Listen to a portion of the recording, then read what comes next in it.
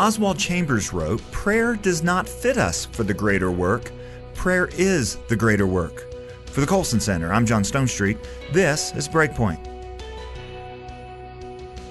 Back in 9th grade, I was what you might call a knucklehead. Even worse, I was a Christian school knucklehead. Those are the worst kind. 6 days a week, from as early as I could remember, between Bible classes and Sunday school class, I was in the same building, sometimes even the same classroom, hearing Bible lessons, often from the same people. But I spent most of my time on basketball and girls in that order and didn't have much of a faith that I could call my own. Around Christmas in December of 1990, I met someone who would dramatically change my life. On the last day of class before break, instead of a much anticipated Christmas party, the boys' senior high Bible class was sent out in twos to visit the elderly shut-ins of our church. Now, I'm sure the intention was to bring Christmas cheer to folks not physically able to get out anymore, but as you might imagine, the only thing we wanted to do less than schoolwork on the last day of class before Christmas break was to visit two old people we'd never met. I was paired with my friend Brian, who shared my disdain for this assignment, but he had an idea. He suggested that we go visit one person and then say we couldn't find the other person's house, and that way we'd be done early and could go to the mall. And that's how I met Miss Buckner. She lived down a windy rural Virginia road in a small little apartment that was attached to her grandson's farmhouse. Miss Buckner was an 89-year-old widow. She came to the door when we knocked and invited us inside. There was, shall we say, a pretty significant generation gap in that room. We didn't know what to talk about. She didn't really know what to talk about either. Just when we thought it couldn't possibly get any more awkward, Miss Buckner suggested that we sing Christmas carols together. We stumbled our way through Silent Night, and she decided that one carol was enough.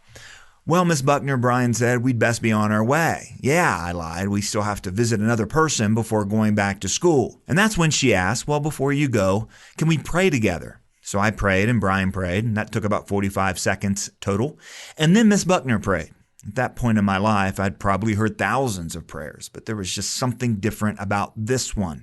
Miss Buckner spoke to God as if she knew him, with a confidence and a humility that only comes when you're certain that someone's listening. We left Miss Buckner's house and headed to the mall, hoping to meet some girls, but Brian and I agreed along the way that Miss Buckner really was a pretty cool old lady.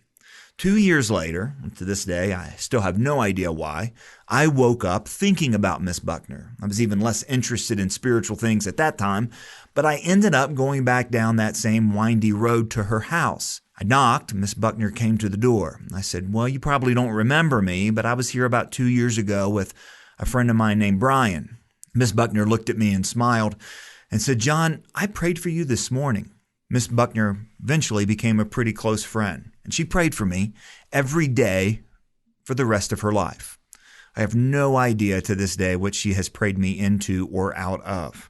In so many ways, the gap between generations today is more pronounced than ever. My friend Tony Souter has developed a set of prayer guides that will help Christians bridge that generation gap through prayer, just as Miss Buckner did for me. According to the Barna Group, millennials who stayed in church were twice as likely to have a close personal friendship with an adult inside the church. And Tony's Pray For Me campaign is a way to facilitate those relationships between the generations through prayer. The Pray For Me campaign offers simple, practical guides that equip adult believers to pray for children and students. There are guides aimed to jumpstart intergenerational prayer relationships between parents and their children, between grandparents and their grandchildren, and between adults and the students in their church. And this month, for a gift of any amount to the Colson Center, we'll send you the prayer guide of your choice that best fits the relationship needs that you have with the next generation. Just go to breakpoint.org/February. That's breakpoint.org/February to give a gift to the Colson Center and receive the prayer guide of your choice. For the Colson Center, I'm John Stonestreet with Breakpoint.